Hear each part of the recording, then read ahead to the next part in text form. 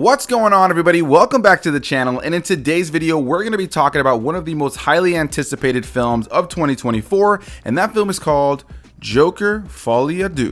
Once again directed by Todd Phillips, who wrote this film alongside Scott Silver. This film once again stars Joaquin Phoenix as Arthur Fleck, the titular character Joker, as well as some new faces in the mix like Lady Gaga, Brendan Gleeson, Catherine Keener, and more. So here we are, finally talking about the sequel to 2019's Joker, which was also directed by Todd Phillips and also starred Joaquin Phoenix as the titular character Joker.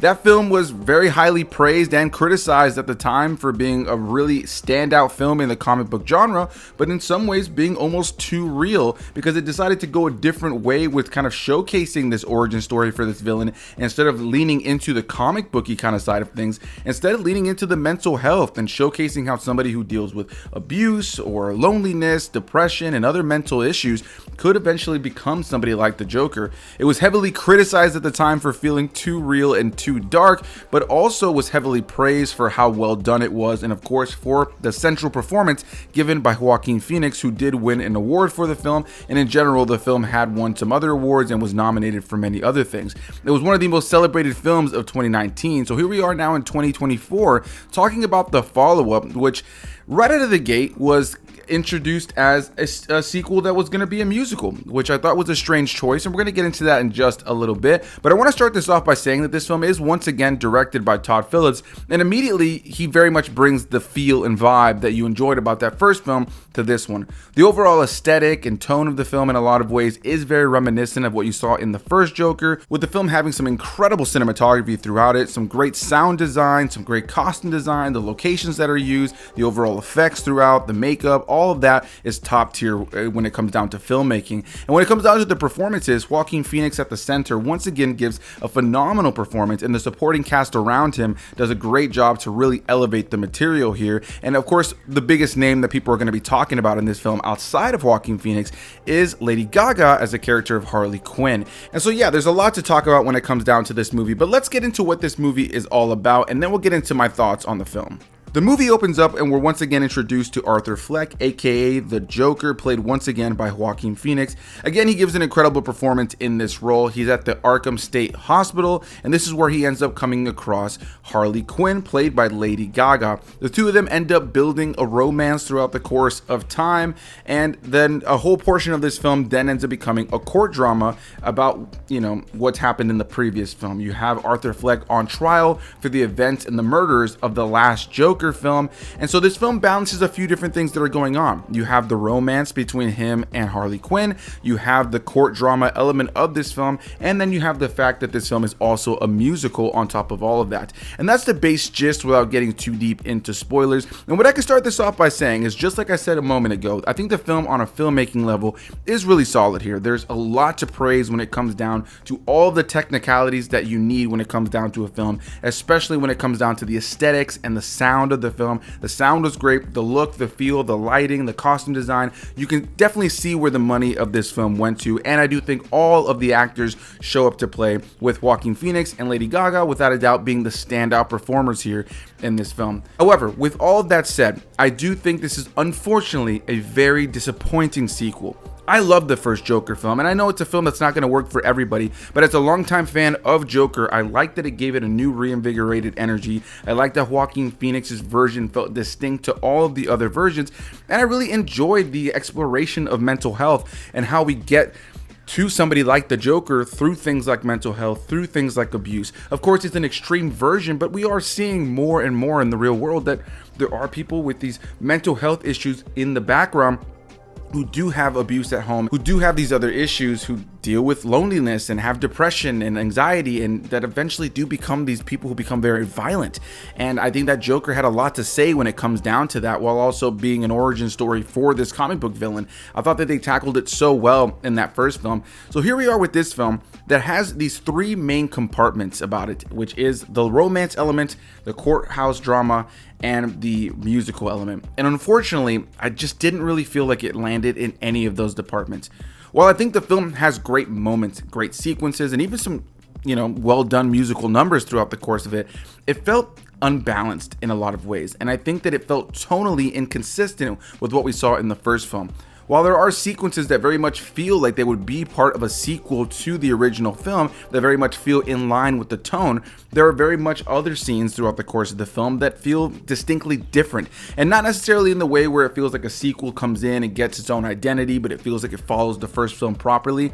There are times in this film that it feels like it's undercutting the themes that were displayed in the last film, but there are also other scenes in this film that will make you feel like it feels like a genuine follow-up that isn't undercutting the scenes from the last one. The tonal inconsistencies in this film oftentimes had my overall opinion of the film wavering. There were times where I was like, I really like this, I'm enjoying this, I've heard some negative things, but maybe I'll enjoy this a lot more than most people. And then there were moments where I was like, I'm not really sure I'm enjoying this.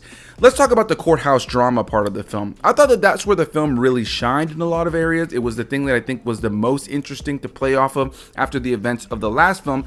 But unfortunately, as time went on, I felt like the courthouse drama, especially with how the film ended, really didn't amount to much. Then you look at the romantic side of this film, and when it comes down to Harley Quinn, I think that Lady Gaga gives a really solid performance here. But in a lot of ways, it just feels like Lady Gaga as Harley Quinn, but she's not putting on the voice that Harley Quinn has, nor does she do much that really makes her feel like Harley Quinn. Of course, I didn't really expect her to give us a caricature of Harley Quinn or try to copy Margot Robbie's iteration of the character, but there isn't really much when it comes down to this character other than the fact that she's named Harley Quinn and that she has a romantic interest with the Joker that really made her feel like Harley Quinn to me. I do think Lady Gaga is a great singer though. I think she looked the part. There's great shots in the film that consist of her very much looking like Harley Quinn. There are great moments of performance here, and her vocals are of course incredible. Everybody knows that about Lady Gaga. So in the musical numbers, there's nothing to criticize there. I just never really felt that the writing did her an abundance of favors for her to really feel like Harley Quinn. And I do feel like the relationship between her and Joker ultimately felt incredibly rushed at the start, and I never really found myself fully invested in their romance and some of the hijinks that they find themselves in as time goes on. Outside of that, there's the musical element, and honestly, after a few songs in the movie, it started to kind of grind my gears. If you guys have followed this channel for any amount of time, you know that I'm a huge fan of musicals, and I've praised plenty of musicals on this channel, whether it be live action, animated, whatever the case may be. I am a ginormous fan of music in general. Before I started doing a YouTube channel, I used to be in a band, I used to play instruments, I used to sing. I've been a part of musical things and stage performances in my school days back in the day plenty of times. I have a very special place in my heart for music and musicals. But with that said, when I heard that this film was going to have a musical element, I couldn't help but scratch my head because it just seemed like such a strange film to have the sequel have musical elements. And while I do think that this film gives you enough context for you to understand why this is happening in this film, why there are musical numbers, it just ultimately, a lot of times I felt disrupted the pacing of the film and oftentimes undercut the things that were happening.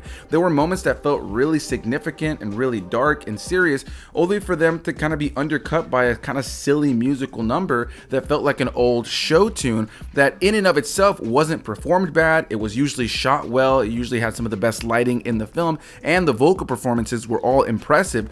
But in terms of its kind of a cohesion with the story and the movie that we're following here, it just oftentimes had me scratching my head and never really felt like it made sense for it to be in this movie. So when you look at those three main elements that make up this film, the courthouse drama, the romance, and the musical, I don't ever really feel like any of them landed the way I wanted them to. And it's frustrating because while I was watching this film, there were so many moments that I was back on board, and then there were so many moments that I found myself like wavering. I don't think that Joker Folie is a bad film. In a lot of ways, I think that there's a great film in this movie, and there's filmmaking here that is top tier. There's elements about this film as a fan of how films are made. If I remove myself from the story element, there are parts of this film that are beautifully made. I mean, again, the visuals of this film, the cinematography, the sound design, the musical score at times, the performances, all of those things are phenomenal. And I was just wanting to love this film as it played out.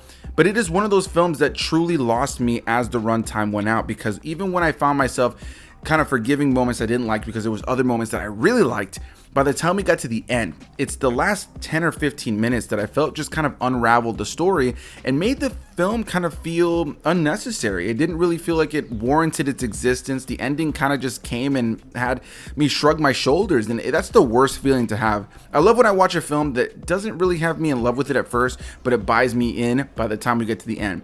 But there's nothing more disheartening than watching a film that you're kind of, struggling with at times. You're like, you like parts, you don't like parts, but you're just hoping they stick the landing so that you can at least leave the film on a more positive note. But unfortunately, this was the opposite effect, where I got to the end of the film and the movie came to the end, and I just felt like the ending truly undercut the events of the film, to the point where it just felt like, what was the point? And honestly, that's the most I can say about this film. There was just a lot about it that just made me think, what was the vision and what was the point? And it breaks my heart, because the first film is, I think, one of the best comic book related films, and maybe one of the best films and performances of the last decade.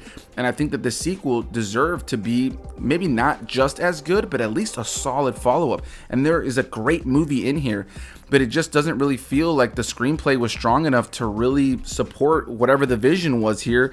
And it just kind of unraveled in the end and left me shrugging my shoulders. So yeah, guys, as you can tell, I'm pretty torn. I wish I could tell you I love this film. I wish I could tell you that it's a film that I think everybody's going to enjoy. I think some people will probably enjoy this way more than me, but I've already seen some people who enjoyed this way less than I have on Letterboxd and other places. I find myself in the middle. I didn't think it was a terrible film, but I didn't love it. I liked a lot about it, but I'm not clamoring to revisit it, which breaks my heart. I loved the 2019 Joker, and I wanted to love this film. And so it kind of breaks my heart as a longtime Joker fan to be walking out of this film feeling disappointed. I had like a 45-minute drive home from the press screenings from seeing this, and I just sat there wondering, like, okay, like, do I like it? Do I not like it? Do I love it? Do I not love it?